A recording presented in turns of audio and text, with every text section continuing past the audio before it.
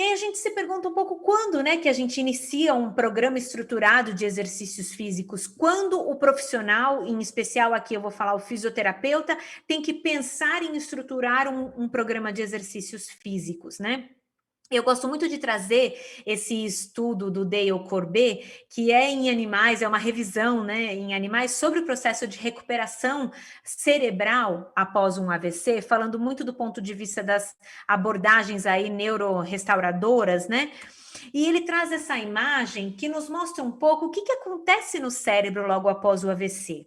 Então, aqui a gente tem um ambiente enriquecido do lado esquerdo de vocês, em que a gente vê ratos sendo estimulados em ambiente desafiador, em ambiente que induz a prática de exercícios físicos de forma corriqueira. Eles também são colocados aí naquelas rodas de exercício e também são estimulados através da imobilização e da restrição, né, do uso da pata menos comprometida, a utilizar somente a pata mais comprometida para poder alcançar o alimento e se alimentar. E aí, nesse modelo de estudos de indução de exercício, de indução da prática de exercícios físicos em ratos, a gente observa dois mecanismos concorrendo, acontecendo aí no cérebro. Os mecanismos, então, que regulam e favorecem o crescimento ou a regeneração, digamos assim, celular, e os mecanismos inibitórios de crescimento celular lá cerebral após o evento, após o AVC. E no rato, atentem-se, 5 dias parece ser um período super crítico. 5 dias após o AVC é um período em que a gente tem uma baixa de fatores positivos que promovem o crescimento celular e ele dá o seu pico após esse 5º dia. E esses fatores inibitórios, eles vão sumindo com o seu pico após os 5 dias. Então, você teria aí um momento ótimo para entrar com exercícios físicos mais vigorosos e estimulantes em ratos após um AVC. Isso acontece em ratos. 5 dias parece ser um tempo ótimo em que você tem um balanço, um equilíbrio neuroplástico para aquele sistema lidar com o estímulo do exercício e ele ser um mecanismo potencializador de plasticidade positiva e não gerar plasticidade negativa. E essa pergunta foi sempre sendo feita, mas em humanos, quantos dias a gente espera? A gente espera... a gente precisa esperar esses 5 dias, ou o melhor seria quanto mais precoce, melhor, né? E aí, desde os primeiros estudos da Julie Bernhardt e com a diretriz publicada pela Billinger em 2014, a gente tem que, se o paciente estiver estável, do ponto de vista médico, neurológico, cardiopulmonar, considerando suas respostas hemodinâmicas, o consenso seria, bom, deve treinar fora do leito, deve sair do leito e isso deve ser o mais precoce possível. Durante muitos anos a gente falou isso. Mas será que o mais precoce mesmo possível é no dia 1 após o AVC? É naquele estágio hiperagudo, ou seja, nas primeiras 24 horas, né?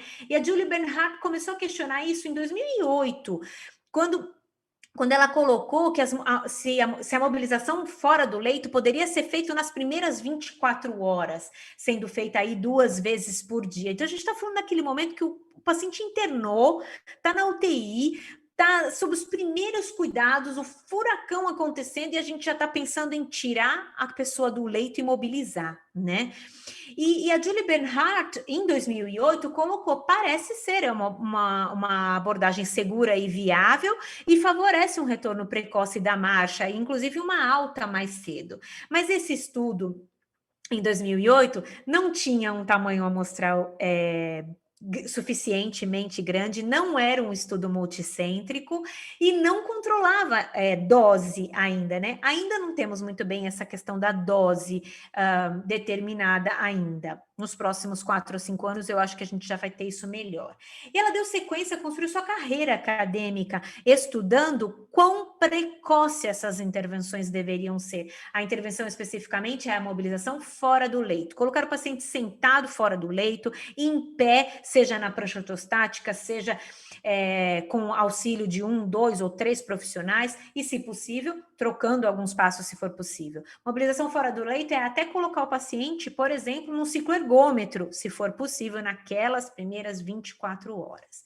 E o AVET foi publicado na Lancet em 2015, e foi o primeiro grande ensaio clínico controlado que colocou à prova aquela questão do quanto mais precoce melhor. E a gente começou, opa, peraí, né? O que aconteceu aqui com os pacientes que receberam mobilização em alta dose nas primeiras 24 horas, esses pacientes tiveram um índice de óbito maior e não tiveram um melhor prognóstico de recuperação funcional medido pela Rankin Scale em 3 meses. Então, peraí, quanto mais precoce, melhor? Não tão precoce. Então, nessa fase hiperaguda, até o momento o que a gente sabe é que altas doses não são benéficas. Existe uma recomendação, inclusive, de que aumentar a frequência de mobilizações com durações pequenas talvez seja o caminho para